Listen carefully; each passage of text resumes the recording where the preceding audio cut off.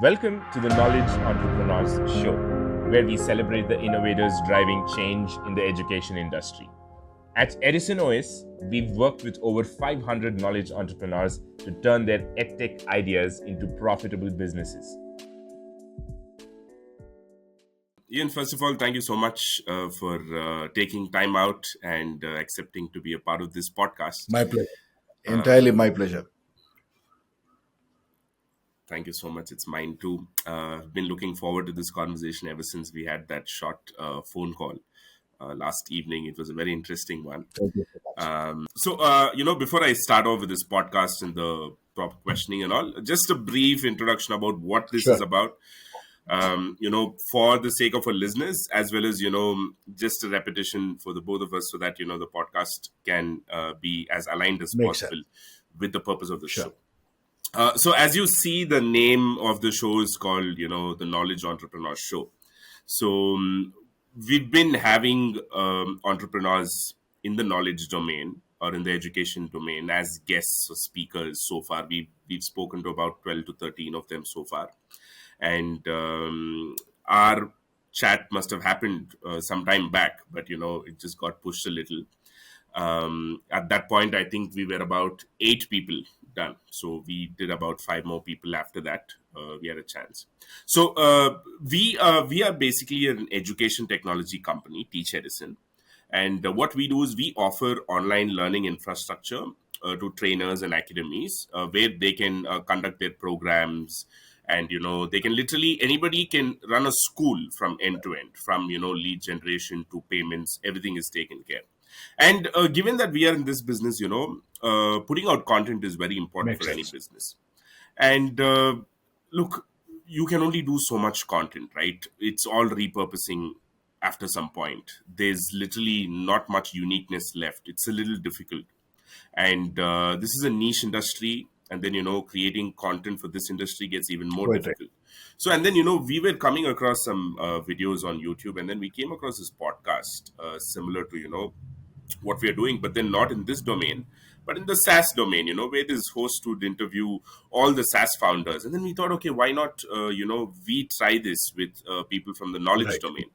And, and for somebody who's been there, done that, a simple conversation can bring out so much of insights. And this conversation further, will be converted into blogs and stuff like that. And we can add value to people out there, who would be trainers or Right. teachers and who are probably aspiring to become something, or not only help them become something, also help them not to become something by helping them realize, this is probably not for them. They'll be better off, just being trainers or teachers working for somebody else, because entrepreneurship is not for everybody, right? So that's also a value add. So that's where, we thought we'll have this Makes show sense. here. So from that regard, I'm already, pretty confident from our conversation that, this chat is going to bring out a lot of interesting stuff, and also going to be a little entertaining. That's not something that I've expected from any of our other guests. Okay, let's make it entertaining and fun also. Come on. Yeah, nothing like it. So, Ian, my first question is very simple always, just to build a connection with the audience that are listening to us. Nobody knows about Ian Faria so far, right? And I will definitely be making a short introduction in the post-production, but I'd like to hear it from you. Can you tell us about yourself? You're here today. If you can go back as much as you want, something personal, childhood, how did you come here and, what led you to this? Okay, brilliant question to open the round. So, Judge, now I'd like to start right from the choice of career, the first career. So, right when I was Right. in school, my dad was in the Merchant Navy. I did a trip with him, 6-month trip on the ship with my mom. Okay. And at that time, I was enamored by this white uniform and epaulets and peak cap and white stockings, black shoes. It was like, what I wanted to be. Just you get that impression. And dad is always like, for most people, dad, mom become like role models. So at that Right. time, I decided I want to be a merchant navy officer. Plus, the other frills and benefits were you could get imported things, you could go around the world, Those days the import was very difficult into India. So we were the only kids who had foreign shoes, foreign clothes, foreign, two in ones. We had a lot of things at home. Mixies, when mixie was not thought of in Bangalore. Right. So, that as a kid you build a desire quotient. So I wanted to Right. join. So joined, fought with my mom and all to join, but finally realized about 7 years later I'd already done two exams and realized that this is not really testing my intelligence. But it taught me to be Right. tough. It taught me to Right. be really tough. It taught me to manage with 2 hours, 3 hours of sleep. Yeah. Wow. So Okay. it made me really tough. So I have Right. 1000%, admiration for the merchant navy. But it was not a field for Right. me. So I left. I got married. Wife said I Right. can't live without you. So I said okay. I believed her. And of course, 1 year later, she said, "Why don't you join back the merchant navy?" So, so I threw away the career for this lady, and then she said, "Hey, boss, why don't you join back?" So these things happen. But then my next career was as a builder, and people said, "But you don't have any experience as a builder. You don't have a business background as a family. You don't have so many things. So what Right. what are you trying?"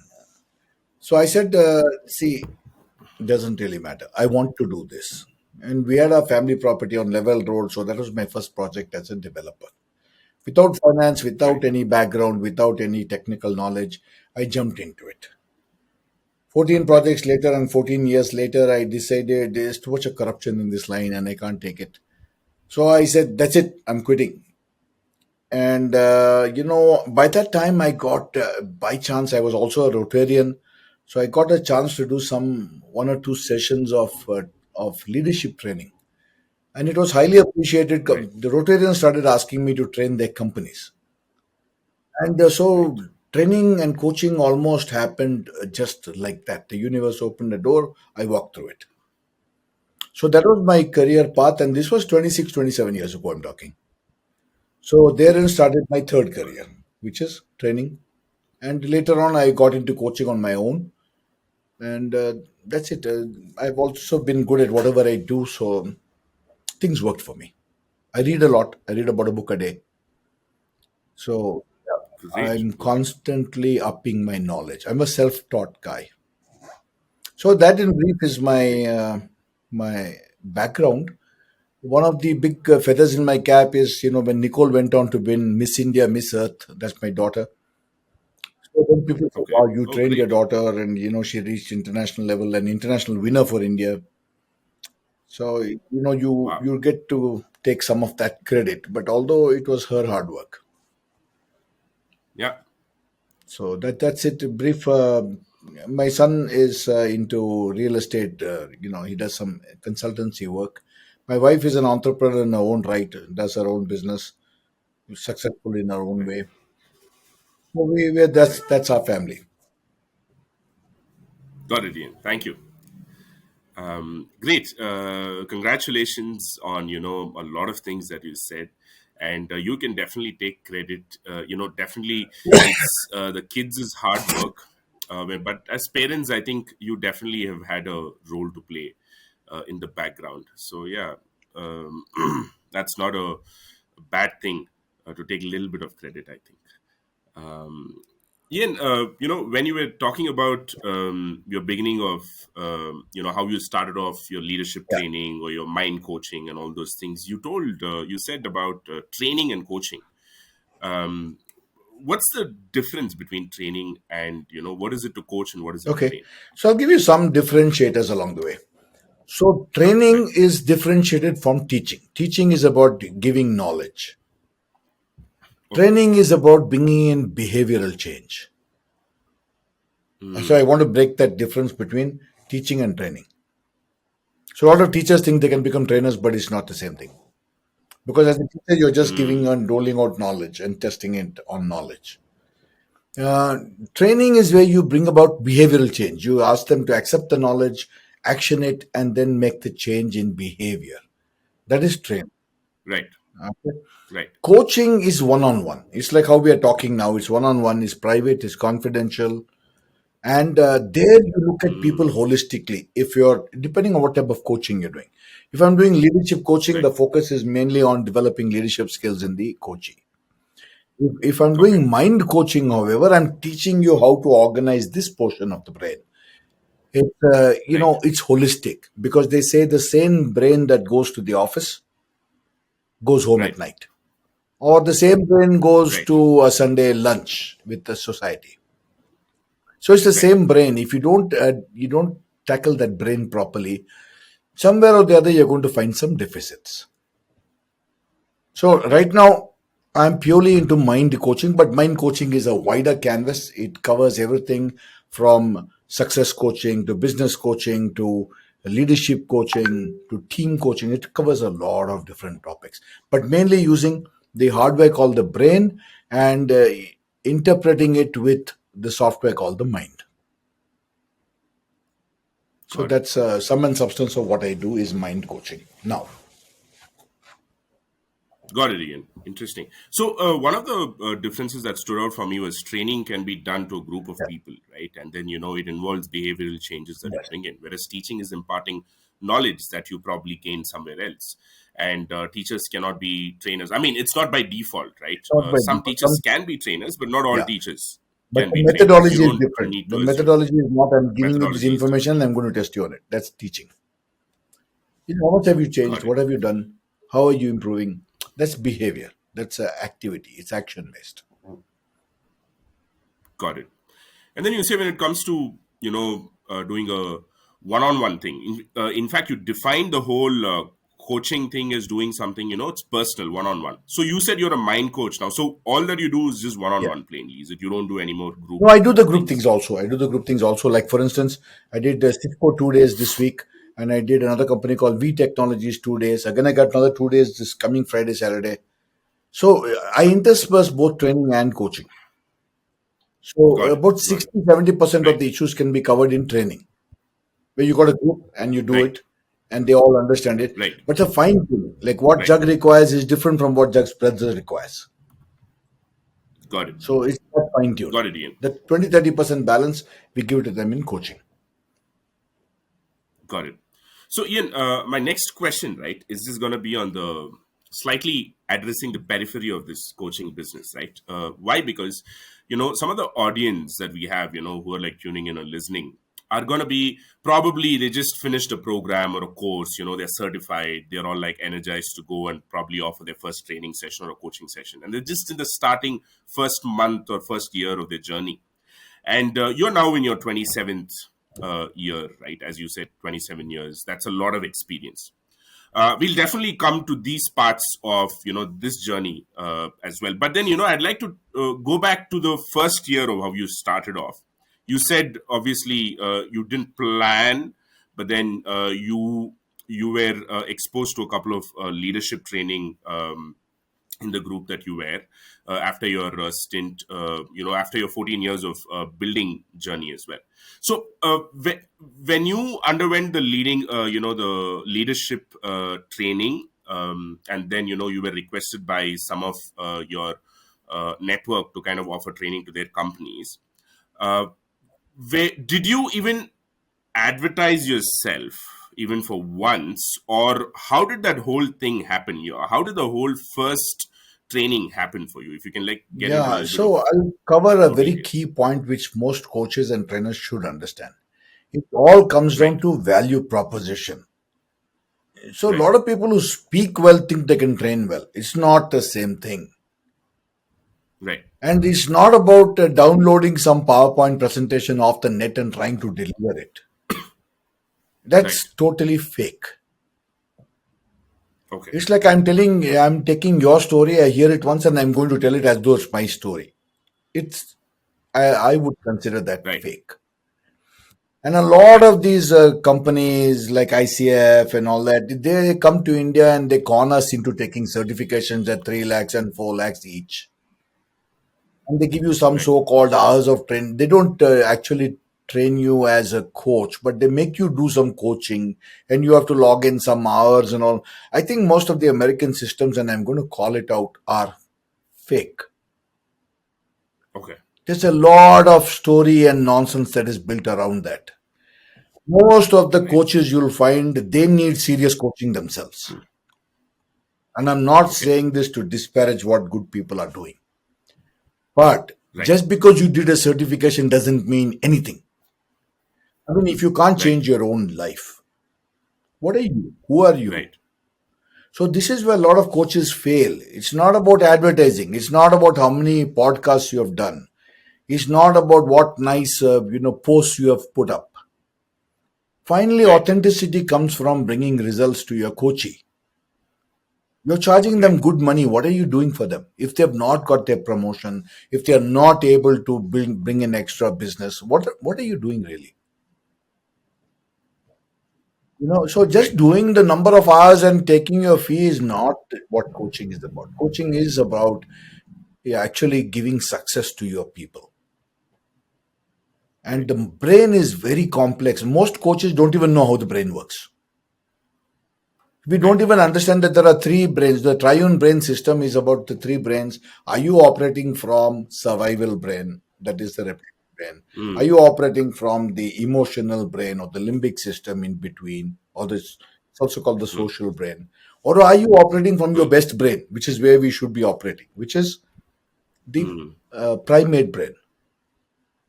And we Okay. should be aware of that. We should be aware of how the brain functions. Which brain are you switching to? When do you get scared? What does that do for your thinking process? Most coaches don't understand it. They don't even understand it. So I'm Okay. saying first, a coach has to be aware of what the hardware is doing and how to impose Mm. that software on top of it. It's not a Mm. process. It's not I ask you 20 questions and then I tell you what to do. That's why I'm Right. saying it's fake. Mm. Mm. I Mm. can't, tell somebody you first you cut the sternum and then you open the rib cage and then you take the heart and then you put this bypass. You don't understand what the heart does. You don't understand what it means to reduce pressure. You don't understand whether you can cool the heart down so that its beating comes down dramatically. You just step one, do this, Right. step two, do that, step three, do that. It doesn't work. And each of us Right. is unique. It's like a snowflake. No two of us are the same. Even Right. twin brothers or twin sisters are not the same, identical twins. They have Right. different set of attributes and where they come from. Right. So you have to customize it to that level. It's like Perfect. children at home eating the same food will have different opinions of it. Somebody wants extra salt, someone wants extra chili, somebody has chilies aside and they eat it with it. Each one is individual, Right. right? So coaching is like that. If needs something, Jagmohan requires something.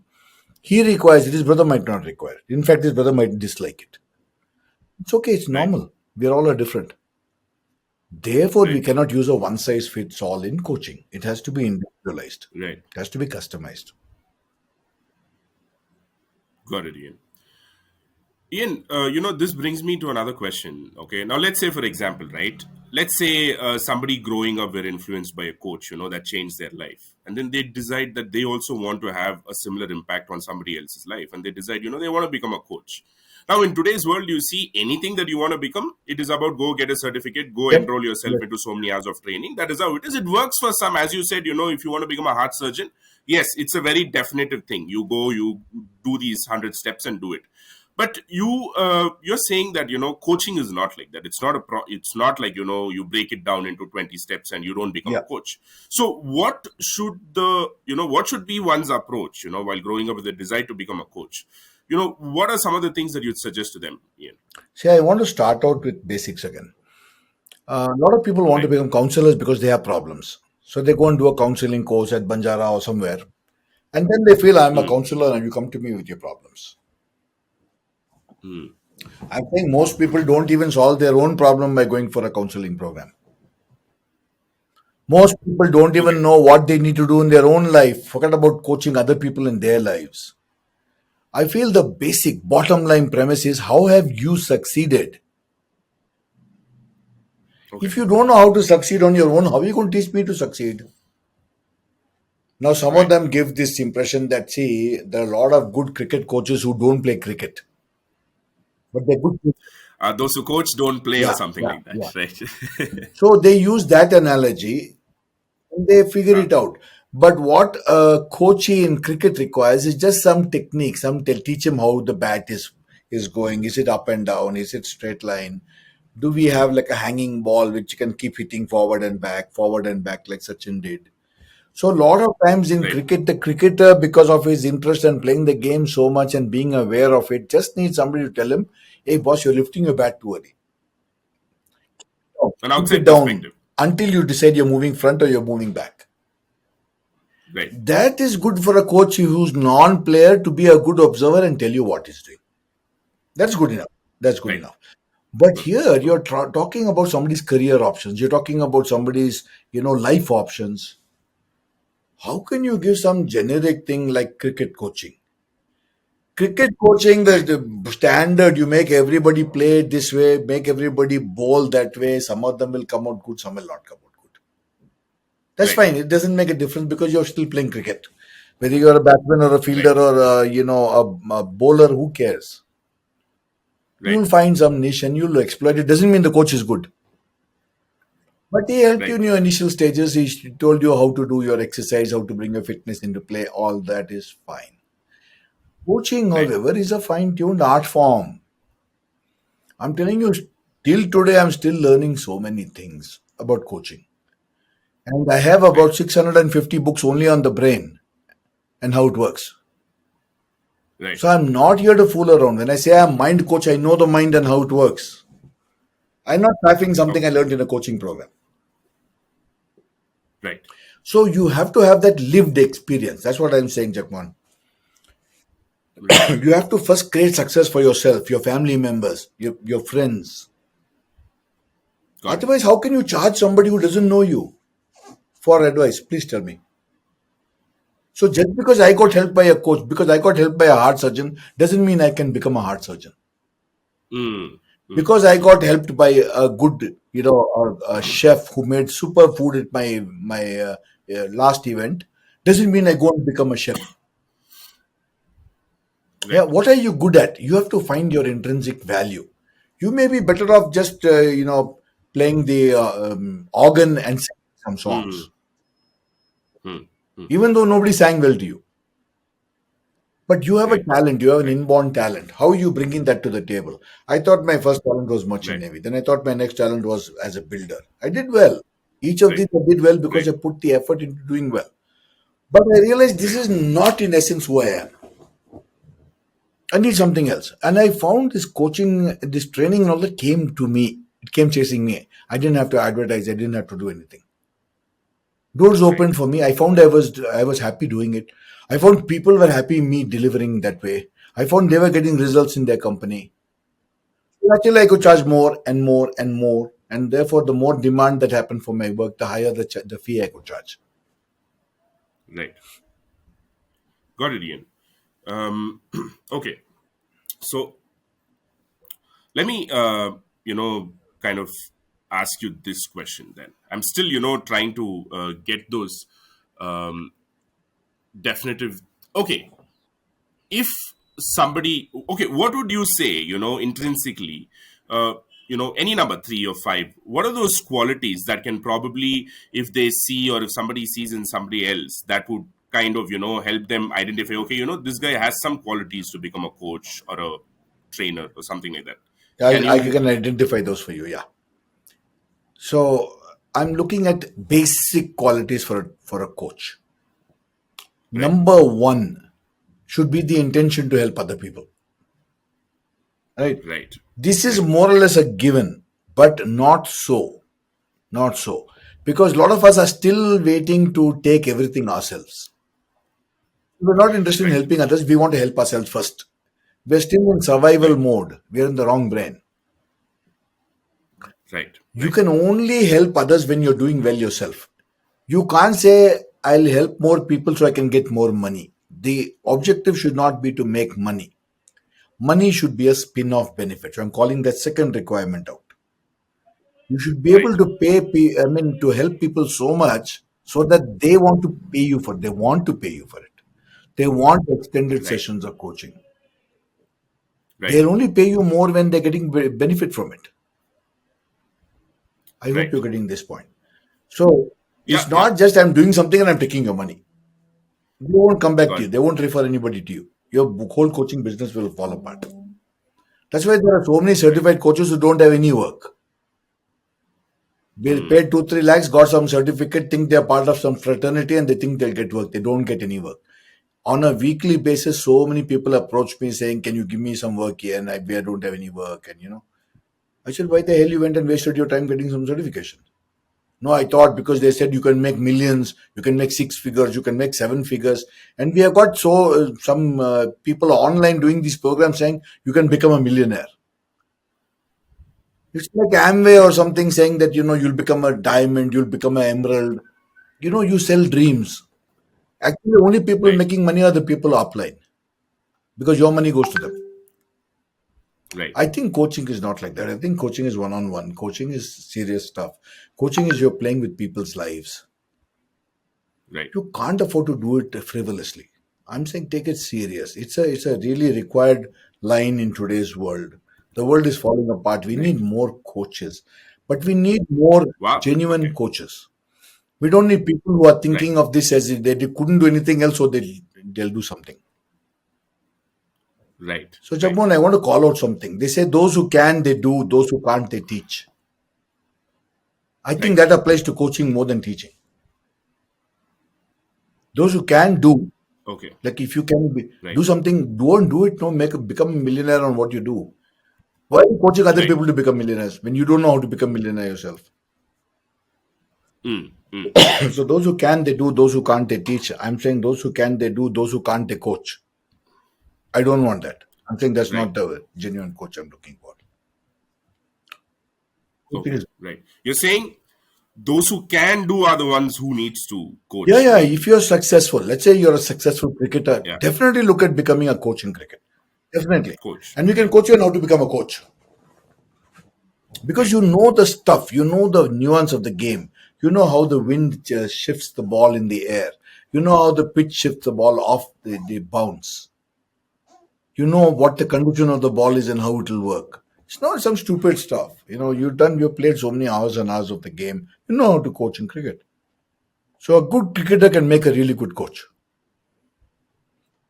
Got it, Ian.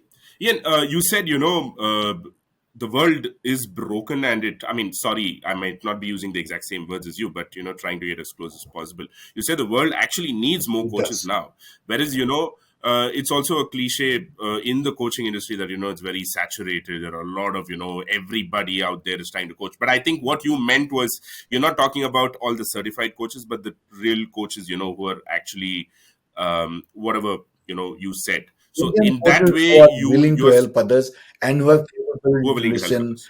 to read between the lines, to analyze the situation, and to see what Right, will work for A might not work for B. You should know how to differentiate. right, right, right.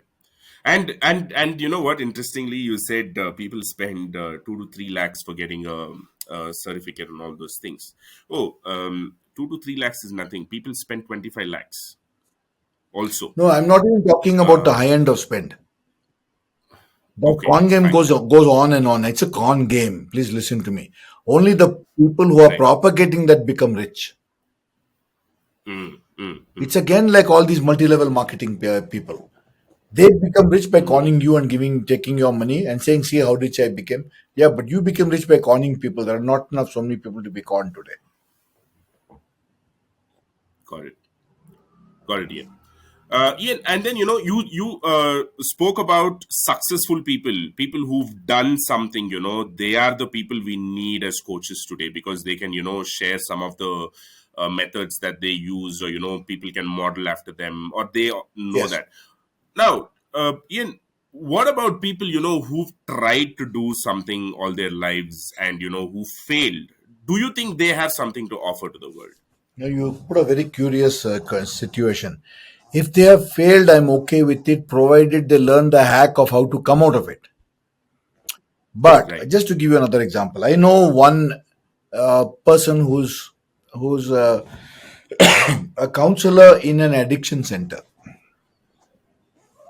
And Right. he says he was there for 14, 15 years, trying this rehab, this thing, that thing, that thing, and he couldn't get, I mean, nobody could figure him out until he Right. discovered, you know, a religious figure. Let's not give it a name.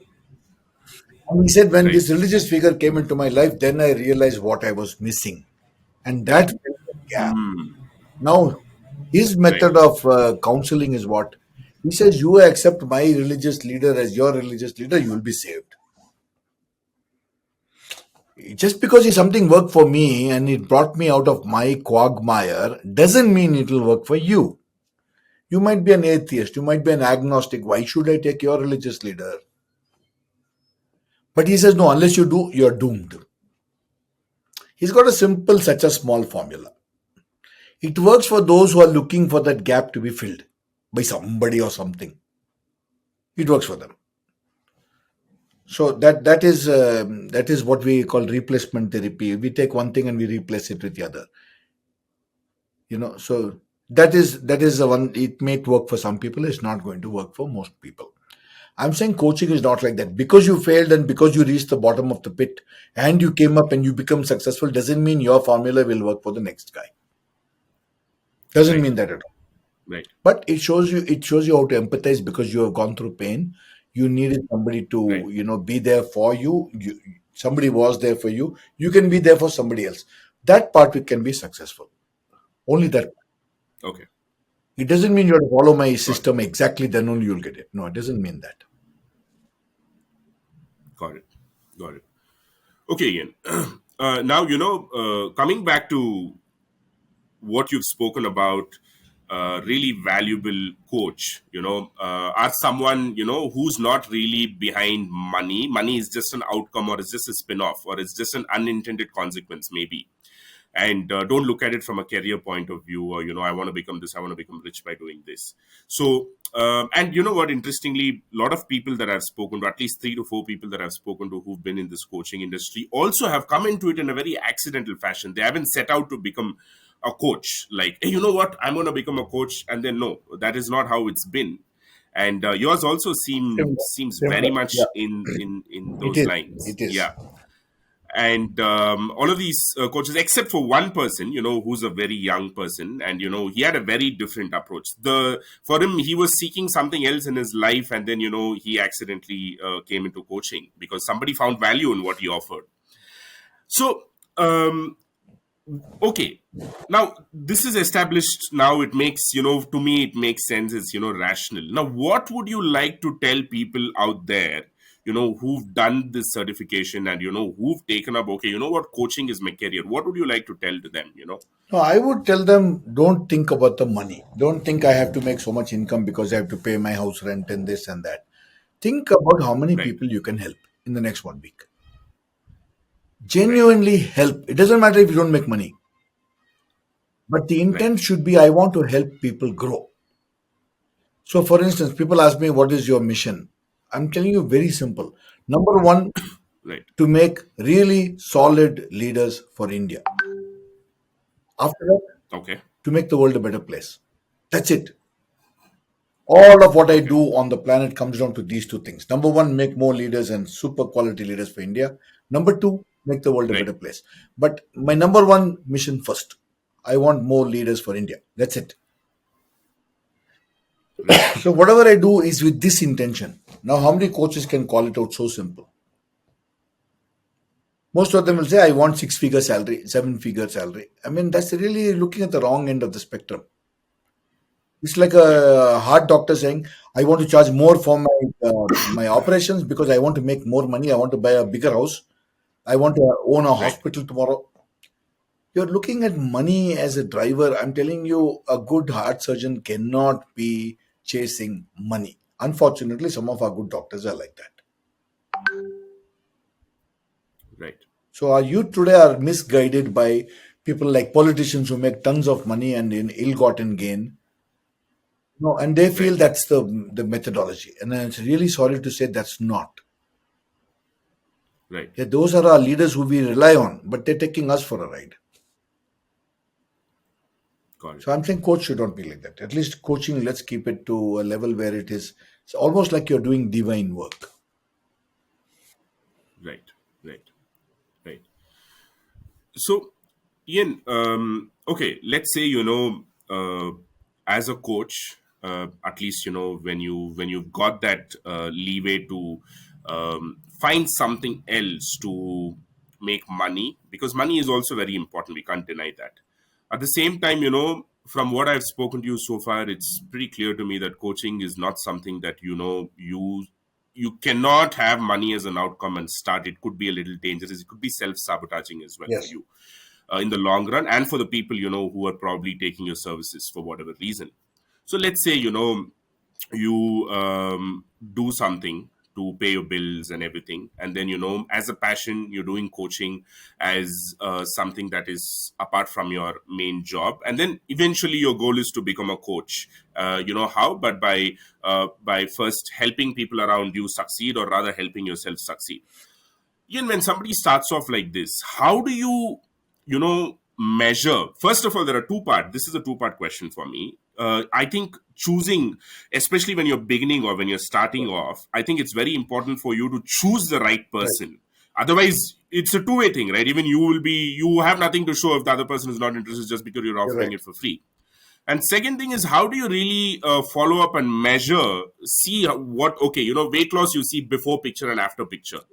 How do you do that in this coaching thing? So, number one, I think let me first answer your first part of the question. You need some sort of Right, benchmarking. So, how do I right, know whether I'm a successful coach? Few touch points hmm, for assessment. Number one, are the people you're coaching doing better in what they came to you for? Now, some people might say, I'm very bad at relationships and I've been breaking relationships a long time. I need a relationship coach. So right, his thing is, I want better relationships, and probably he'll have one or two, like wife and mother, or something like that, or wife, father. You know, he right, would have that quantified. The easy way to check that out is like a customer satisfaction rating. Get the right. wife to evaluate the guy, get the mother or the father to evaluate the guy, whoever he needed better relationship with. Very simple. Very Okay, simple. But if somebody says, I want to double my turnover of my business, you need a business right, coach. So I do some of that work, and I can right, guarantee people can double the turnover in 1 year or 2 years maximum. Now, okay, there is a very simple result to measure. Is your turnover doubled? right, If not, what are you doing? So even in coaching, now I have a gentleman from Kerala who came to see me on Sunday, and he says, Ian, my simple-minded focus is I want to earn more money. If I can earn double my income, I'll be very happy. The coaching is successful. right, Now, for that is very simple to measure. So I have to give him techniques and tools on how to get a better job, how to earn more money, or how to have crucial conversations with his super boss, and how to make sure that his career path grows. Simple right, enough. So, like that, you have measurement schemes depending on what somebody requires. Now, somebody right. says, I want to win an Olympic gold medal. No coach can guarantee that. They can guarantee that you can up your timing. They can guarantee that you can be the Correct. best version of you. But do you have the stuff to Right, make it to an Olympic gold medal? Maybe, maybe not. Maybe, maybe not. But can you say at least let me go from taluk level to division level to state level to national level? I want to go at least to state level. That can be made. right, right. That's a easier give as a Yeah, result. So yeah. what is successful, what is not successful? I might come to you to double my income, but I might say better than that I got to make better relationship with my boss or with my wife, and you might say I didn't come for this, but I got it. So I'm happy with it. Right, right, So sometimes we get a spin-off benefit that is more important than the original benefit that you thought of. right. Got it, Ian. So this is your response to how do you measure before and after? Very Um, simple. That is how it is. You set the standard and the parameters up front and right. say, okay, if I have better relationships, I will talk to the Hmm. people I want better relationships with, and you can get a simple rating. If Right. money is the issue, we can measure money easiest. Yeah. Easiest. Right. Got it. Now, when it comes to coaches choosing their clients, right? I mean, probably coaches who are starting off, who are doing it for free just to establish themselves. First, see if they are, really doing what they are setting out to do. Is there a thing as choosing your clients, or you just take anybody and who approach you? See, I would say be very honest with your coachee. Be very honest. Say that, see, I haven't yet achieved Right. any big success, but I'd be willing to help you for free, or I'll charge you a nominal amount, and Mm-hmm. we'll work it together. You help me grow, I help you grow. Just nice to Right. be honest. Don't act like you're the big boss and you know everything. You say, this is my suggestion for you. In fact, most coaching systems tell you, do not tell the coachee what to do. You Okay. just ask Okay. questions. Like, for instance, is this your best option? You don't have any other option. So you ask Mm. questions, make them think, they make the choice. So a lot of coaching systems stay in the clear, they indemnify themselves, especially the American based system. They say, I didn't tell you what to do. I just asked you questions. And so Mm. a lot of people go under the coaching banner of the coaching is not tell you what to do type of interaction. It is, I'm a mirror Right. for you. If you want to see whether your hair is in place, you look at a mirror. Or I'm a sounding board. I say something to you and I get a reflection back. That's all. Right. So Right. a good coach, actually speaking, should not tell people what to do, but who should see whether they have explored all the options and they are using the best one. Otherwise, a good coach will nudge them towards what the coach thinks is the best one. But are you Mm. competent to do that? Mm. Right. So, for instance, a lot of people who, when gone through a bad marriage, will tell you very simple: don't waste time in marriage. If it's not working, throw it out, because they did that. Right. They did that. So Yeah. they don't know any other, pattern. They don't know any other model. I'm saying Right. that's not what a coach should be doing. A coach should be saying, "See, I threw my marriage out. For me, it worked. Is that an option for you, Right. or do you want to give it one more shot? Shall we start to work Mm. this from scratch?" That's what a good coach should do. Mm. Got it. Got it, Ian. So, Ian, now let's say, a coach who's setting out, who wants to become a coach, who's young, who's doing a work, the job to pay his bills. And then, he's doing a bunch of coaching like this for his friends and family. You're saying from there, it is a matter of reference Yes. No, for for me, this that's what coach. worked. Again, I'm calling it out. For me, that's what worked. For Right. you, if you're able to put out a post every day, a lot of coaches today are doing that. They'll take somebody else's information or they'll get some ghost writer to write for them and they'll put a blog post every day as though they are very Right. intelligent. As soon as you Right. talk to them in 1 minute, you know that they don't have the stuff because they're Right. faking the front end. They got some ghost writer to write for Right. them. It's like people writing books.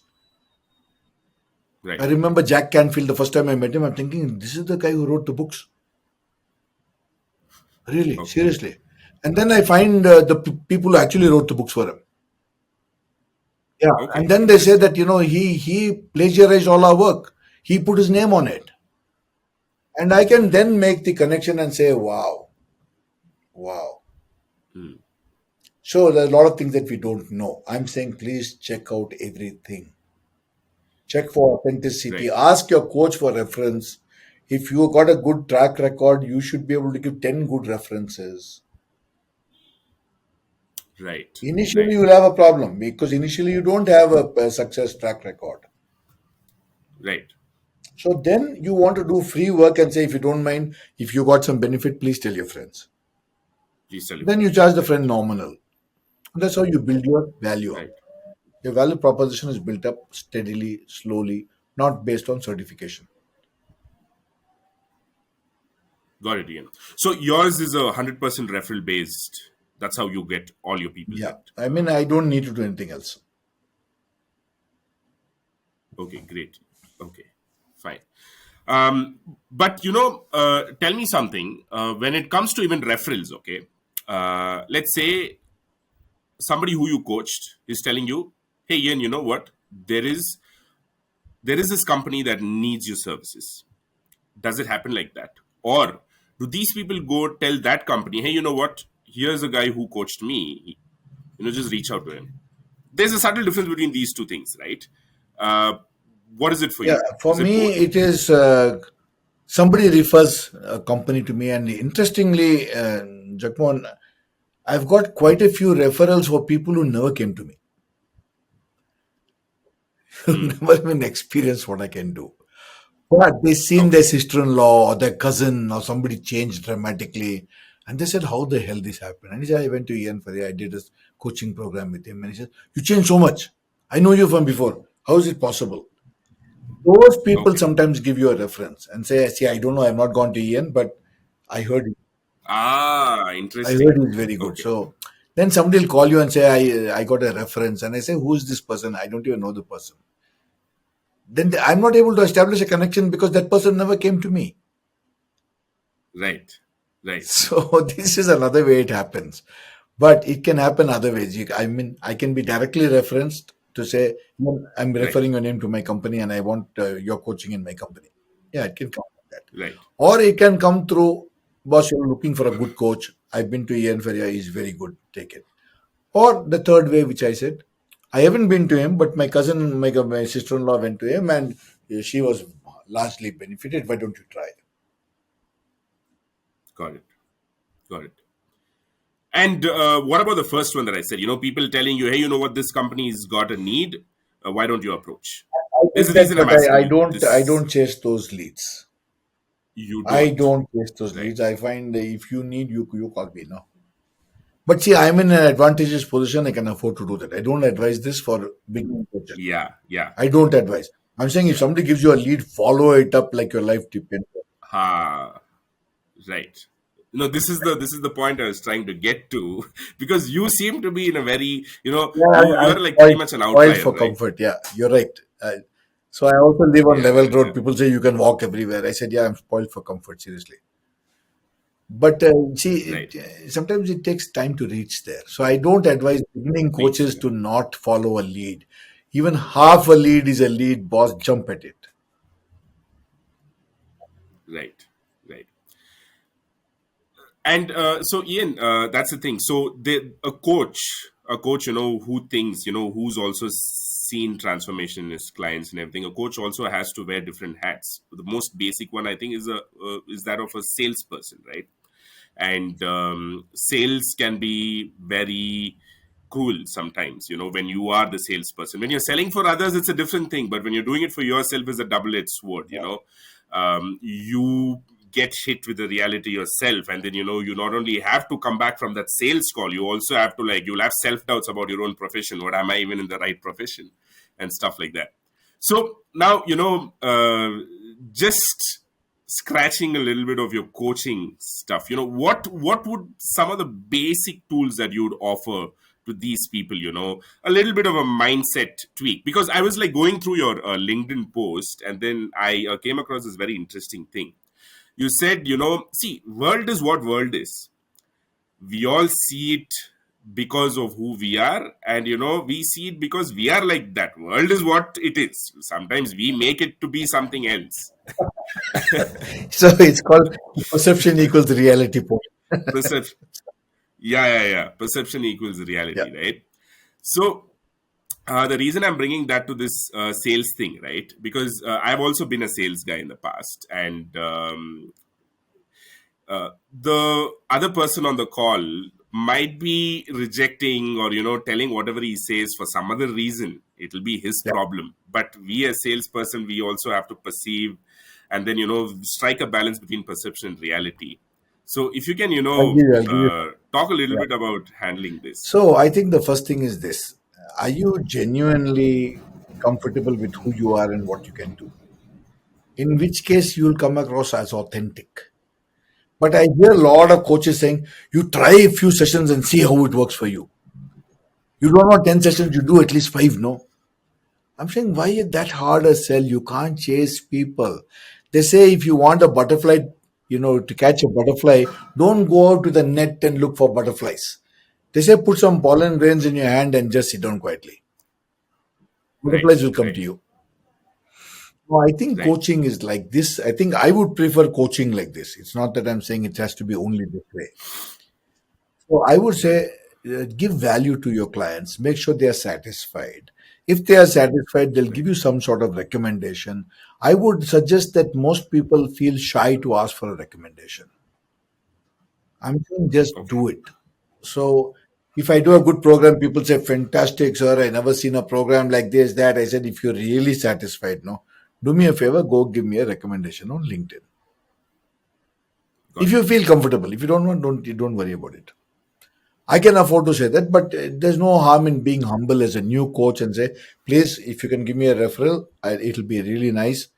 Yeah, I'll much appreciate it. I need all the help I can get. I'm just starting out my career. I think new coaches should be humble enough to say that. I feel so. Right. The other tip I want to give is don't sell,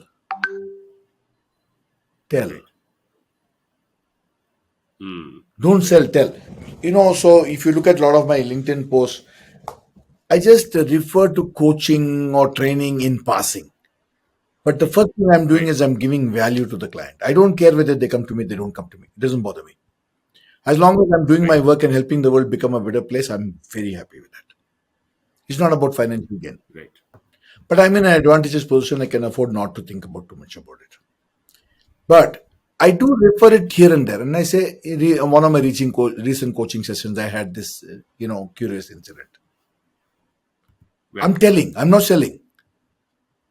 Right. Right. Right. Right. Right. Some of the extra smart salespeople reading that will say, "Oh, this is selling. See how he's subtly selling his product." No, I'm not interested, boss. I'm calling it out. I'm not interested. You don't want you take the value from it and go. You get it for free. So Right. I'm giving out free samples. You want to take it, take it. If you want more, then you come back. Then we'll charge you. Got it. So it's a technique. Don't sell, tell. But you should tell. Your family should know what you're doing here. A lot of times reference come from family and friends, by the way. Hmm. Somebody say you just go to Ian, you talk to him for 10 minutes, see how it happens. Well, your life will change. Some people have said you talk to Ian for 2 minutes also, if you can get time with him, no, your life will change. Right. So you build a reputation like that. Got it. Got it, Ian. Ian, has there been a situation, or has there been an instance where you've collaborated with other coaches? I don't know how. I'm just trying to, see if that's happened, and then, if there is something, I'll probably ask you more questions. Actually, since coaching is such an individualized thing, I haven't really found a need for collaborating in coaching. But Okay. having said that, I get a lot of referrals from lawyers. Oh, Hmm. somebody has gone to them for a divorce matter and they could easily do more business by saying, we'll file a case, we will take them to the cleaners, I'll get you 1 crore, I'll get you 5 crores. But the good lawyers are ethical people. They will say, do me one small favor. Have you got a good counselor who's tried to help you? No? Right. Do one thing. I have a good counselor, somebody who I know. He does coaching, he does counseling. And why don't you just go and visit him?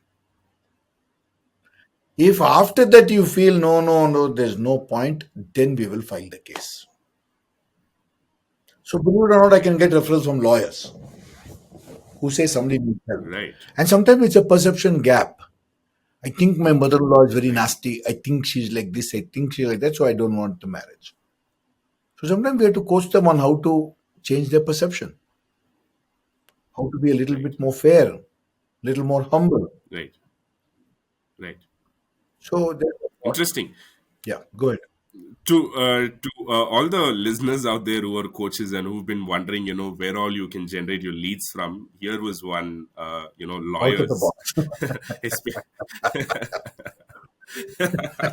But also business. Like for instance, the Jain community, the Marwadi community, they give me a lot of referrals because somebody's business Okay. doubled, somebody's tripled, So they will say, Ah, "Hey, right. Ian, सबके पास जाओ ना." So sometimes Right. some Right. people see Right. some of the communities work well together. They help each other grow. Those Right. communities Right. refer. Somebody else, there are a lot of communities who don't help each other. It's like a They'll crab, try to, Indian keep your crab. secret. They keep it, Don't. they keep it secret, and not only that, they swear you to secrecy, saying, "Boss, don't use my name anywhere." Yeah, yeah, yeah. Please don't tell Okay. anybody that I came to you because it lowers their brand value in some way. Yeah. Oh, So okay. And sometimes you're you have to fine with that. just Okay. You can't use them as no, your like testimony. a counselor, you can't go and tell everybody this is that one's problem, this is one's problem. Similarly, in coaching, coaching is a confidential business. Right. And when you say, okay, you did, yesterday when we had a little chat, you said, everything, there are two kinds of people, right? One is the systems and processes, and another person is just about the mind. And being a mind coach, I think you have no demarcations, right? It doesn't matter to you whether you've come for relationship problems or a business problem. Even when it comes to business problem, it's not that you are an MBA or you have some business acumen or stuff like that. You're still working on their, at their mind level, Yes, I'm still even in working the on their business mind level. level, but you must understand I also did building for 14 years. So I know how to Right. do business, I know how to do sales. So when I'm selling Right. something, I'm authentic on the sale. I Right. also run my own work as a business. I also had other coaches working for me. Hmm. So, but because of the pandemic, I said, let me just go this alone because everybody's asking for me at that stage and they don't mind paying higher, amounts. So I was charging double of what my other colleagues would charge, but Okay. company still wanted me. So then I was feeling really bad because I'm saying it looks like I'm getting all the business. Hmm. So then I said, I think better you guys, look for other things and, we can call it a day and we can see sometime in future, maybe we can collaborate again. So that's another kind of a Understood. problem to have. And I feel, there's no one formula that fits all, Jagmohan. It's Right. each person has to figure out his own path and his own roadmap. Right. For me, my style of climbing might ask me to go for the north face of the climb of the mountain. Somebody else might say, it doesn't matter, I don't have time is not a challenge, but I want to do it safe. Then you go south face, okay. There's lots of ways to reach the top of the mountain, is what I'm saying. If you Got it. don't have time, then you look for some climbing system which gets you to the top, even with a little more risk, but it's quicker. So, like that, coaching also, you have to figure it out. Somebody says, you know what, I'm getting married in 2 months, I don't have any time, I need to get to that level where, I don't want any problems with in laws, I don't want any problems with perception, and I want to present my best self. So, I get those kind of, people coming to me also. Got it. Ian, you said lawyers can sometimes give you like good referrals, and you also said, some business people who you've coached, there are communities that help each other, so they Yeah. refer. What about, doctors, especially in the psychiatry division? Do referrals also come from there? Yes, so I have a very curious case of a young kid who's being thrown out of school. The school has already Okay. decided to give him a TC. A very Okay. destructive kid in class and very Okay. distractive also. So class can't Okay. go on if he's sitting in the class.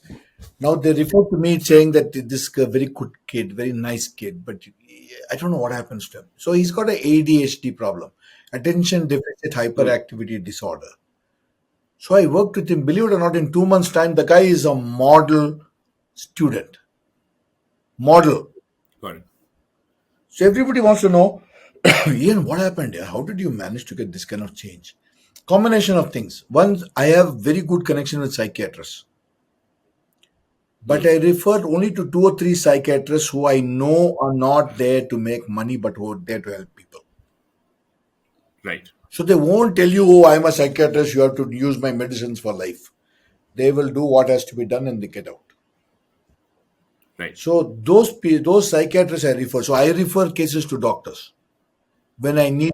Oh, you referred. Yes, Okay. yes. Fine. So sometimes your mind is like that. You need the meds temporarily till the mind Right. can rewire itself. You need that Right. temporary help. So if you need a painkiller, you're playing a match and you got a cramp. You Yeah. need a Yeah. muscle Yeah. relaxant. Use it immediately. Here. Don't say No, no, I have to Yeah. fight this in my mind. No, no, take the muscle relaxant, play the game. Win the game. Right. After that, we will use the muscle relaxant. Right.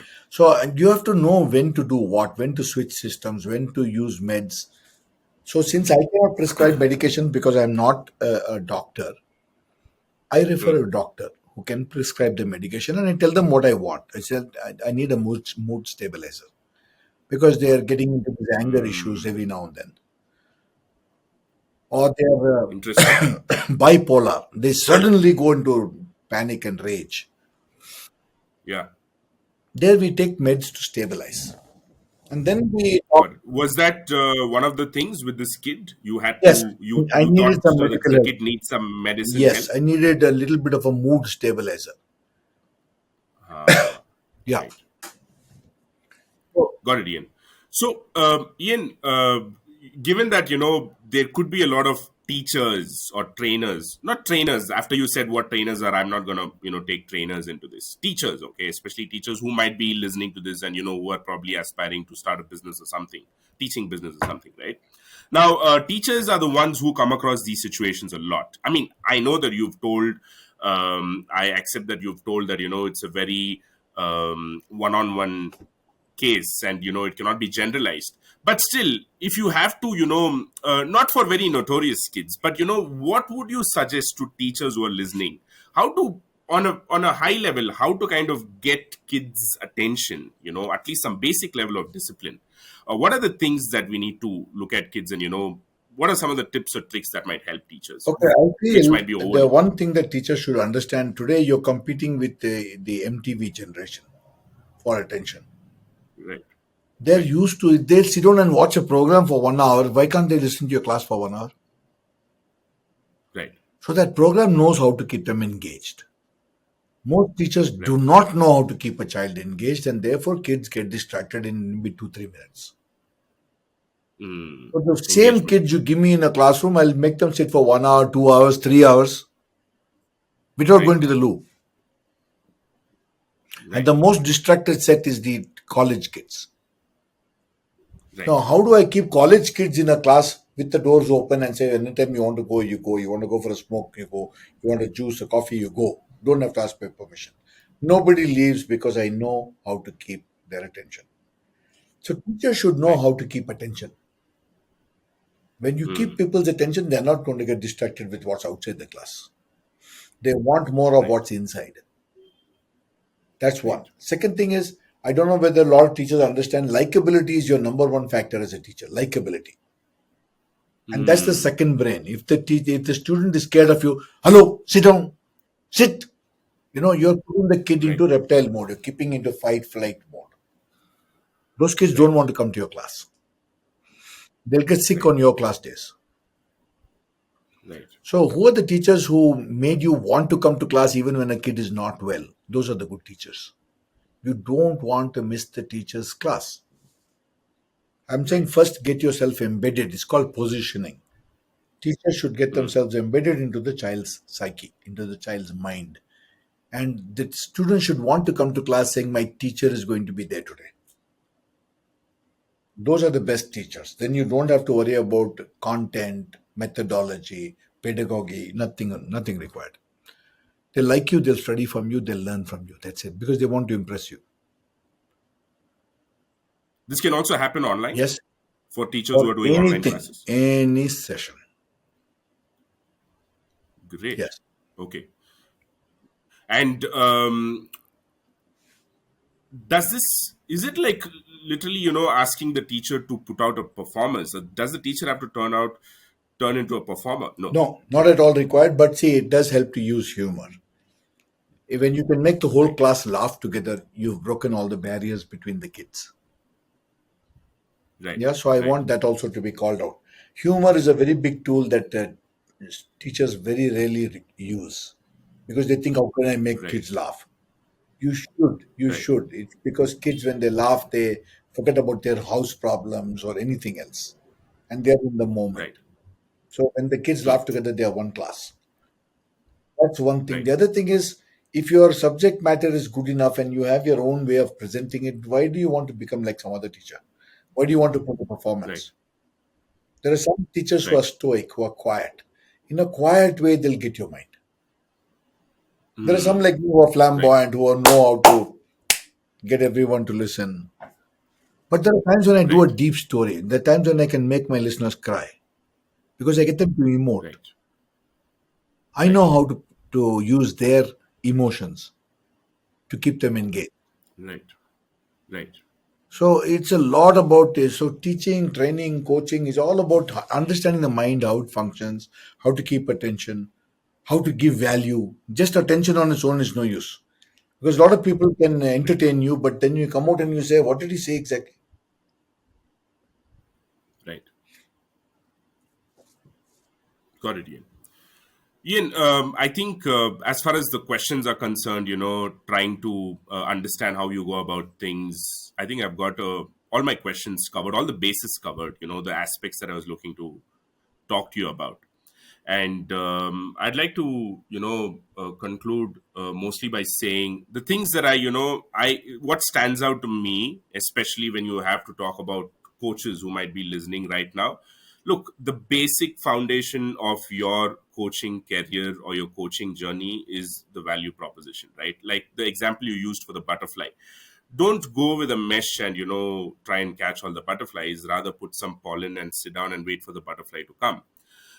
So you make sure your value is proper, you're giving out the best value, and the things will happen. But at the same time, if you're a new coach who are looking to build, you also need to have a little bit of discipline, follow up, you communicate out there that you're really looking for this gig. You don't have to sit. That's a luxury probably that Ian enjoys. Need not be the case for everybody. Maybe the case once you cross a decade or something like that. I also So I this want is to add what. one point, Jagmohan. Just I want to add a quick point. Sure, Ian. One of my very good Sure. friends who became a good trainer. Right. I used to marvel at the way he would almost beg for work. Okay.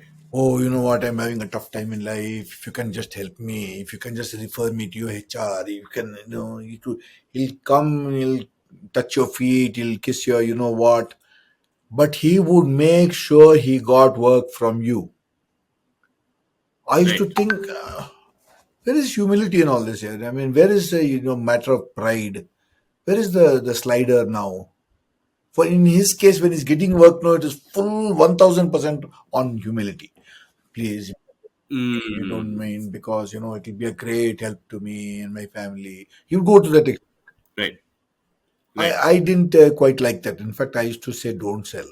Please don't sell and don't beg. More than important, don't beg. But if you Okay. can do a minor form of saying, see, if you can help me, it will be really nice. Right. I really appreciate it because as a new coach, I have to build my track record still. So if you can Right. help me, I don't mind doing it for free. I don't mind doing it at a nominal price. Zig Right. Ziglar, in his one of his books, says I did more than 1,000 talks free before he got his first payment. So when guys like Zig Right. Ziglar can do that, who are we? I mean, in that sense. Got it, Ian. Ian, a quick question that just occurred to me after you told about the thousand talks. Right. I've always been curious about these keynote speakers. Right. The some of the events, they hire keynote Yeah. speakers.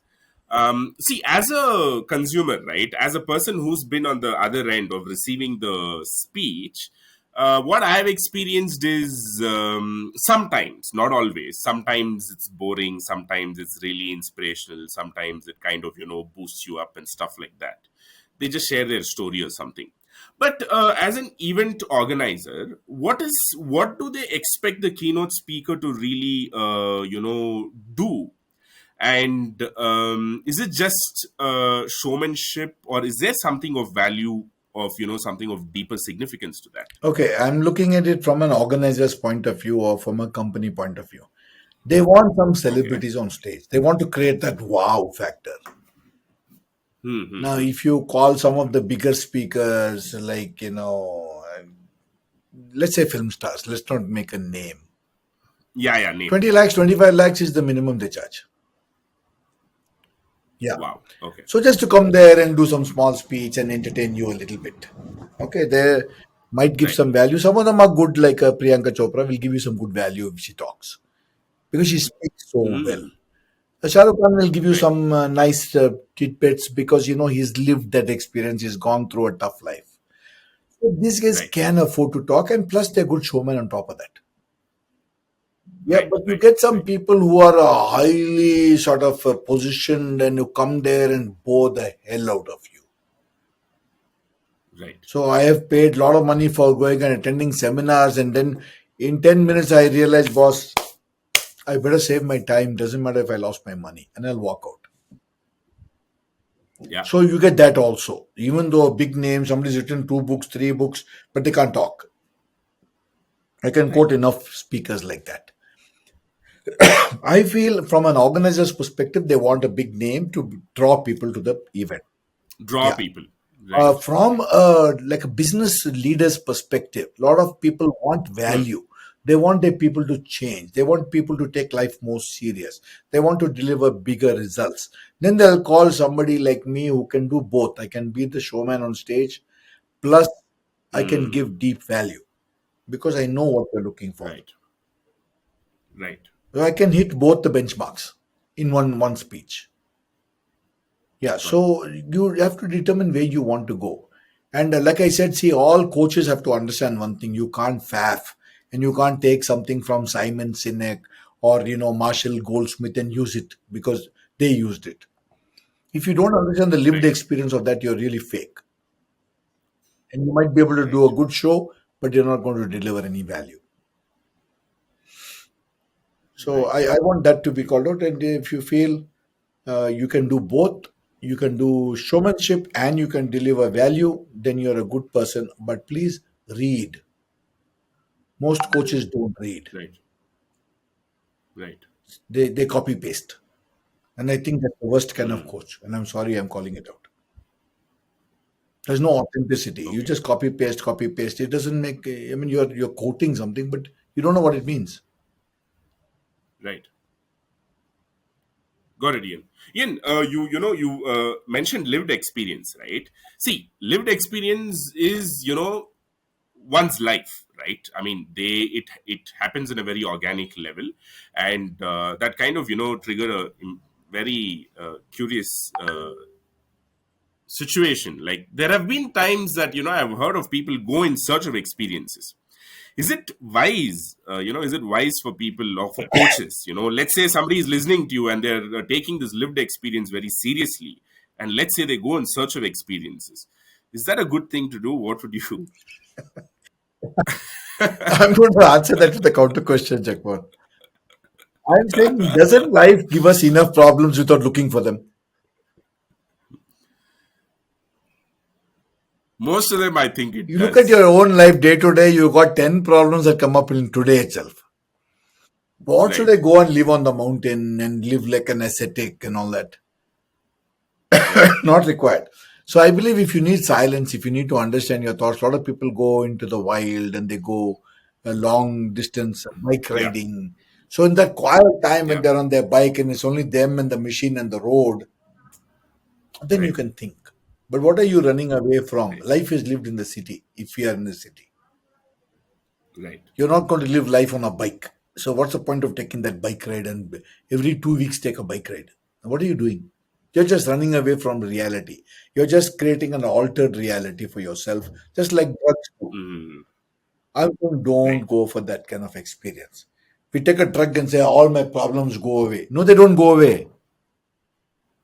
You don't see them for the moment. Mm. So you are using Right. a fix, and those fix will only last for a small amount of time, and your body system will get used to the fix and need more next time.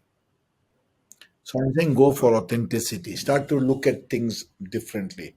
I think a lot of coaches need another coach to help them through their coaching experience. I was going to ask you that. Do coaches need coaches Coaches need themselves? coaches, even somebody who's supposedly one of the highest paid coaches and trainers in the world is Tony Robbins. Tony He will Robbins. himself readily admit he has his own coaches, not coach. Wow. Okay. So a good, smart coach, and I saw this from a brains from a heart surgeon who said I got a coach to come into the operating theater with me. And he told me Hmm. five, six things I was doing wrong as a surgeon, even though he's not a surgeon. Wow.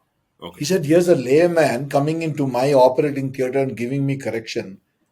And that's one of the things I posted to say even a heart surgeon can go to a coach who can tell him other things which he might not have considered or might not have thought of or Right. might not have focused on. Right. So for Right. coaching, I think you'll need a lot of experience, and a good experience is given by somebody else's experience also. Right. So I think a good coach needs a good coach. Got it, Ian. Ian, just to make it more interesting, or probably whatever it comes across to people who are listening, can you share one of the most challenging um, client, not client situation that you had to handle, and how did you anything that you want to share about it will be I think nice to if you know. look at it from a coaching perspective, I had Right. this very interesting case where a marriage was falling apart, and Okay. both were blaming the other. Husband is saying wife's fault, wife saying husband's fault. Both families are involved. They're already gone to court.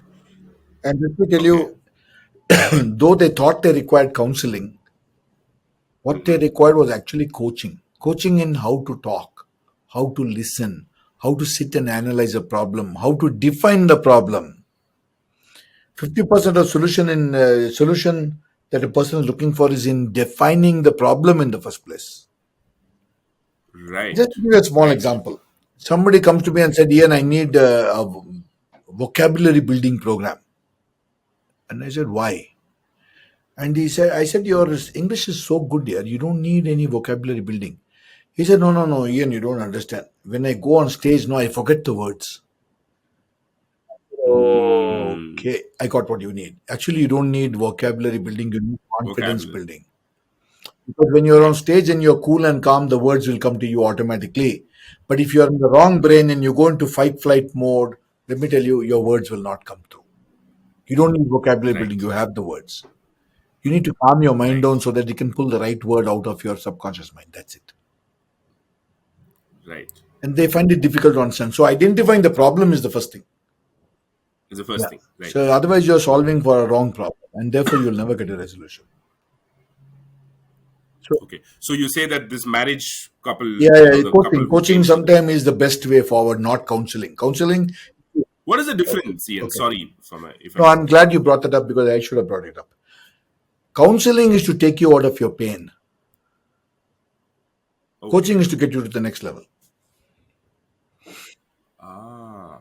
Okay. So counseling I can do for you in 10 minutes and sort your problem out. I solve suicide issues in 10 minutes, 15 minutes. But you want to now do well in life and you don't want to fall into a suicide rut again, then I have to do coaching. Then I'm not doing counseling. So counseling is a temporary painkiller. Counseling is like a painkiller, it's a fix. So fix. Yeah. Okay. Okay. Helping you understand it is not what anybody requires. They just want to handle their pain at that point of time. But Got it. coaching is, boss, I to make you stronger, bigger, better, so that you don't have similar problems in the future.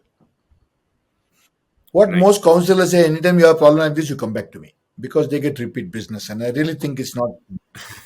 Counseling is, I think, God's work, and therefore for counseling I don't charge. Wow. Okay. But I'll give you that one session, two sessions free, even if it take 1 hour, 2 hours. Got it. But for coaching, I'll charge you Okay. because coaching is going to get you to a higher level and get you more earning. Of course. And this couple that you're talking about definitely needed coaching because I mean you cannot counsel married couples, right? They're going to keep coming back again then. No, the counseling was to get them out of court. Okay. Okay. Okay. Why are you killing each other? You guys started with love. What are you doing? Why are families hurting each other? Okay. Nobody knows Okay. how to solve it. Okay. I said, no, no, you guys need coaching. You Okay. need serious coaching. Separately first, then together. Okay. Got it. And usually these relationship issues, what is the age group that you encounter, Ian? Like, has there been a situation where you've encountered who've been married for like 40 years and, has Yeah, there been a case? actually, the person who came to me for counseling supposedly, but I changed it to coaching Coaching. Okay. because counseling I can do in 10, 15 minutes, half an hour, 1 hour, but coaching takes time. Right. Came to me because he said, I'm married for 42 years, Okay. but my husband and myself not talked to each other for 12 years. Oh The my God. only way Okay. they were talking to each other is through abuse. So Okay. the husband will say, "Will any bee in the house make my breakfast?" And the wife will Okay. say, "If any bee wants breakfast, they should look in the kitchen." Oh my Or God. Okay. today I'm tired. Any bee wants breakfast, let them make their own breakfast today. This is the way they talk to each other. Only two people I know. Okay. I did Oh some my God. coaching for them, and you won't believe they are best of married couple now, and they walk hand in hand. And Okay. it's a couple from Mysore. Very very interesting case. So sometimes I get Okay. some shocks like that also. But sometimes you switch a counseling to a coaching because counseling is Coaching. not Right. required at that stage. Once you are out of your temporary problem, then you don't need counseling. You need coaching to better yourself. If you have a Okay. problem with like, see, I'll give you a nice statement that might wrap this up nicely for you. If Bob has a problem with A, B, C, D, and E, the problem is not with A, B, C, D, and E.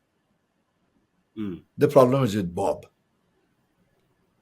Now, if you Mm. have a problem in marriage, you're quite likely to have a problem in the office. You're quite likely to have a problem with your friends.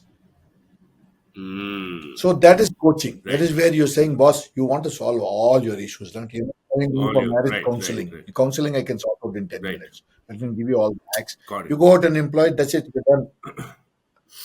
But coaching is where we have to invest time into ourselves because it takes about 66, 67 days for a new habit to become the dominant habit.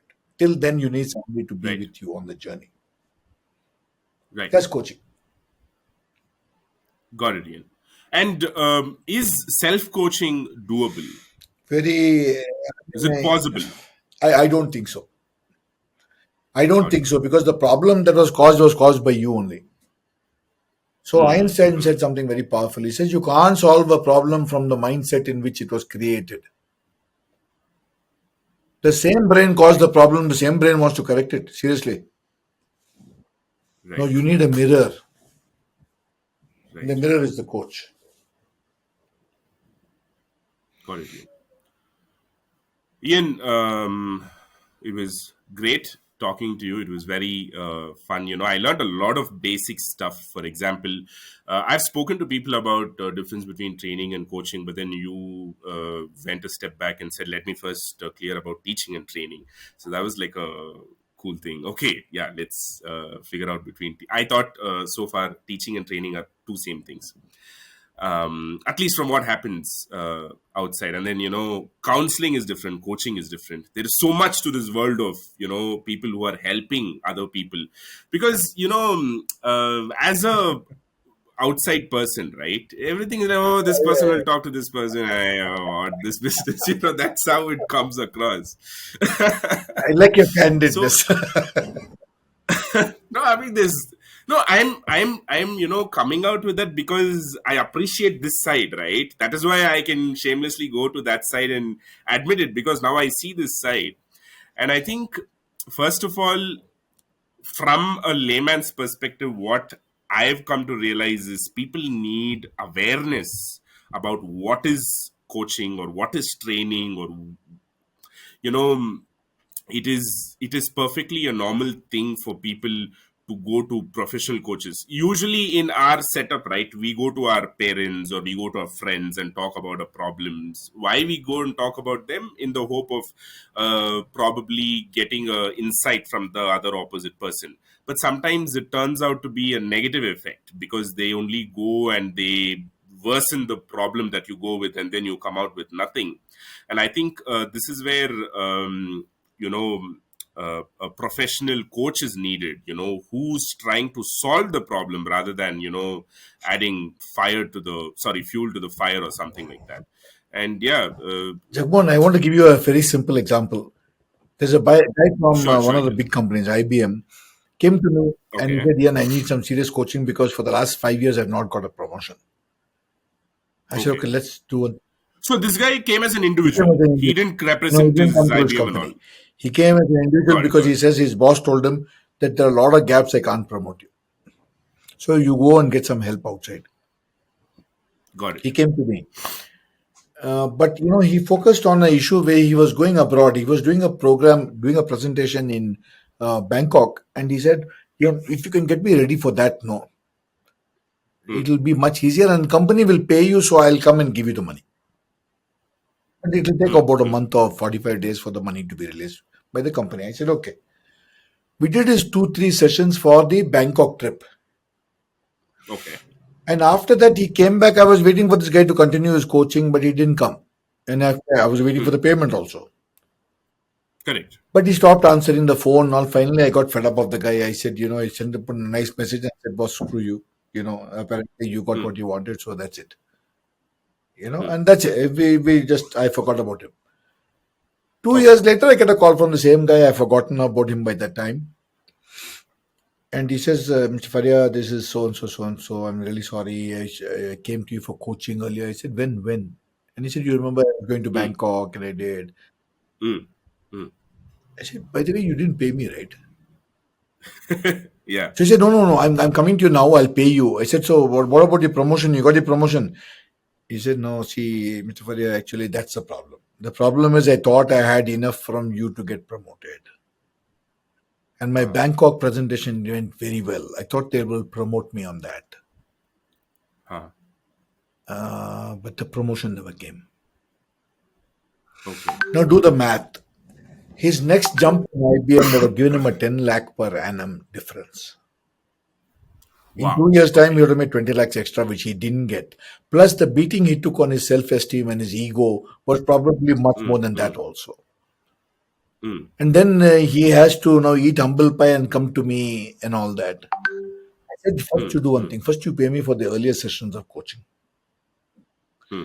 Then I will charge you today's rate. So don't expect the old rate which I was charging 2 years ago. Hmm. And I Hmm. want Hmm. everything to be paid now. Otherwise, I don't waste time talking to you again. If you want to take what you Right. got for Correct. free, take it and go. Yeah. Hmm. Then he paid everything and he got his benefit. But why Okay. I'm telling you this is if that guy thought he could self coach after he got what he needed, it Hmm. didn't work for him. So Got there's it. a myth of that self coaching. You can't self coach. You can self improve. Got it. Self Got it. improve and you can have an internal dialogue. If you're thinking that's coaching, that's fine for me. But it's Hmm. you coaching yourself, in which case you're not able to see certain things that other people see. Right. You need somebody on Right. the outside. Yeah. Got it, Ian. Ian, this was not my original question, but after you told about this guy who came to you with with the problem statement being, I'm not getting a promotion. See, we can easily conclude this by saying that to the people who are listening, hey, you know what? Coaches can help you solve any problem. But despite telling that, people may not consider their problem big enough, or, they might consider it's too weird to take it to a coach. If you can list down, 10 problems or 5 or 10 whatever weird or not uncommon, so that people can realize, oh, this is also a problem that I can go to a coach for. Yeah.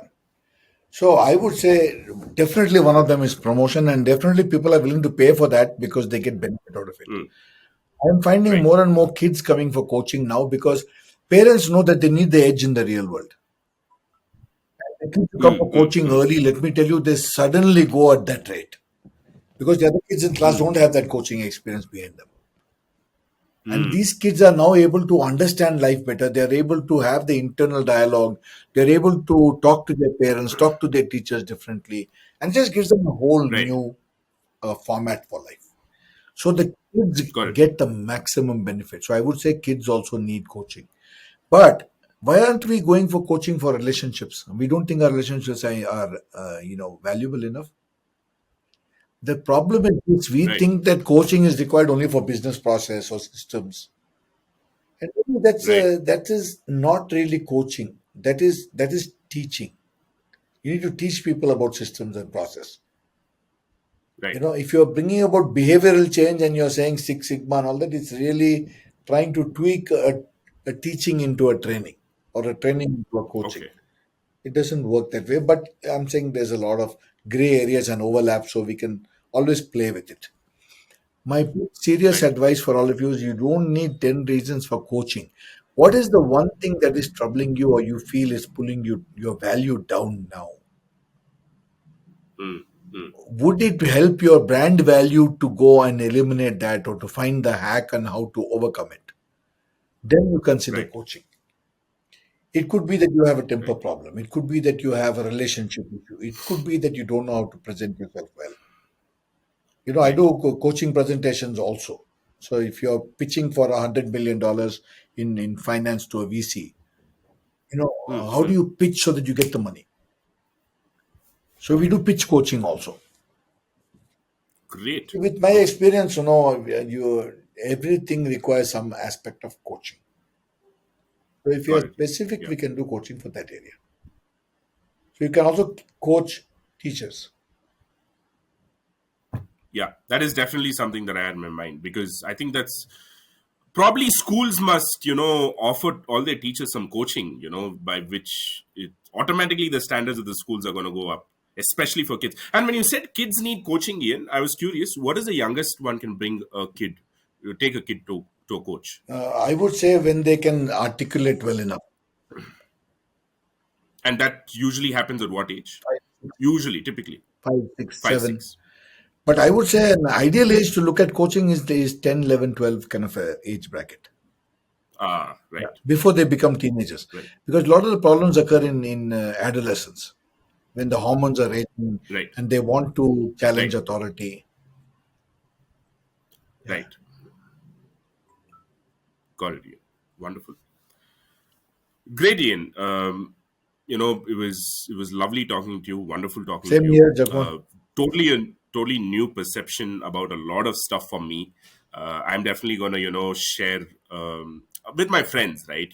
About this conversation that I had, and I like doing that when I know that for a fact, as a group we've been talking about something in a certain way, and I realize something.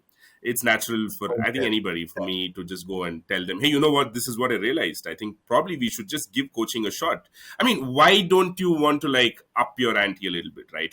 Like level up a little bit. That's how I saw this. You have a problem or not, you can still level up, I think, with coaching. And it's also fun. I'm sure it's also fun to be coached by somebody like you. And great, Ian. We'll Thank you catch so up much again for soon. taking your We'll catch time. up soon, Jagmohan. Before we Yeah. close, I don't know whether you can see this title. Yes, set boundaries, find Okay, peace. so these are two of the books I'm reading, and I'm going to reinforce it by saying keep on buying books and reading them because How to listen and how to yeah, be this heard. is a reverse. You know what, Ian? One of my question was book recommendation, and it totally slipped. Can you please Okay, I'll give you feel some free? books that a good coach must read. Okay, Right. one is an old book. It doesn't change much in its form and shape because the author died a long time back. So Dr. Joseph Murphy, Hmm. Indian guy coming from Andhra Pradesh, but shook up the world on the subconscious mind. The book is called The Power of Your Subconscious Mind. It's still worth a read. Still worth a read. But newer books on the brain, I would advise to Ross and Tracy Holloway for a book called The New Okay. IQ, Ross and Tracy Holloway, and Your Brain at Work by David Rock. David Rock is not a brain guy, but he's a reporter and he did a lot of research. So he makes it nice and Okay. presentable for the layman. So For this is common one. people to read. Yeah. Right. If you're looking more at spirituality and how to coach the high end of self, then look at books like Your Sacred Self by Wayne Dyer. Very nice book. It's Right. not a new book of Wayne Dyer has gone on. But it's a good book to read. One of the books that helped me early is a book called Awaken the Giant Within by Tony Robbins. A nice book, very well written book, talks a lot about neuro linguistic programming and all that. And calls it Right. associative conditioning because he got sued for using the name by Richard Hmm. Bandler and Grinder. So those are some books of the past, but some of the new books that are coming out, I think are worth reading also. So Ken Ashwell has written a book on the brain, It's called The Brain Book. Rita Carter also Okay. written a book called The Brain Book. They're two different books, Okay. two different ways of Okay. presenting. But both are titled the The same, the Brain Brain Book. Book. Both are called The Brain Book. So very nice, very Okay. diagrammatically illustrated and all that. Very nice. So I would say coaches have to know how the brain works first, and Got it's it, Ian. worth investing in Ian, it. You also said you read a book, almost a book a Yes. day, right? I mean, if you can, is there any? Do you think people make mistakes while they read a book? Is there something that, because you've read so many books, is there some fundamental change that is needed when reading a Just book, or any use a tips? pen. I mean, I like to read a hard copy book. So if you look at my Okay, my book, always there are books with me. Always, wherever I am, even in the loo, I'll find books. These cupboards are full of books. All these cupboards. Yeah, wow, they okay, all got books behind them. So I have okay, 12,000 plus books. I give away okay, about 3, 400, 500 books a year. great. But for me, I think your knowledge has to be constantly upgraded. And the good thing is, we are living in a Hmm, world where, at least 50,000 books come out a year, even just from the US. So you can okay, never stay in touch. You can never stay. But if you don't want to read and you want to just listen to a podcast or you want to watch a nice YouTube video, that's your preferred mode of learning, please go ahead with that. You don't have to read. right. But at least Hmm, hmm, hmm. watch the program, watch the short There are audiobooks also these Audible. days of Audible the is same books another that we have beautiful released. channel to subscribe Yeah, to. Yeah. got it. Mentor, mentor And box. I mean, a lot of small things are there. right, right, right. And you were about to say something. You use a pen. You mark all the things You in mark a things, you book. underline them, you highlight them. And but the most important thing is take it and put it into a summary form or write an article or a blog on it. You do that? I do a lot of sharing. I don't write full blogs on a book per se, Okay, but okay, I do quote, authors in other places. And definitely when I'm speaking, I quote the author's name. A lot of people tell me, you have already learned it, so why are you giving the author credit? I'm saying, no, it's a matter of giving the originator of the thought an idea, credit for that. I think we should great. pay it forward. Got it. And you don't skip pages and all when you read. You read No, from there cover are to cover. some times when I find the chapter is getting boring, I might just go to the next chapter and see if there's any golden nugget there. But in two or Right, three right. chapters, if I have not underlined enough, I just scrap the book. That's probably what I was looking I for. just scrap the Got it. book. But there are some books I've read 6 times. Yeah. Right. So every time I read it, I'll underline in a different pen. And then I find 1 minute, why did I underline this time? And I didn't underline it 2 times. Mm, And right, then I right, find maybe because I've evolved to that level now, the earlier points don't come up right, because it's become me. But this point right, I could right. not have understood earlier, so now I've underlined it. Got it. Got it, Ian. Great, Ian. Before we end the call, I'm just gonna stop the recording and just thank you so much again. I'm definitely looking forward. Another time, probably with I'll come up with some. Now that I know, I'll come up with some interesting specific questions if you will be up for it. Um,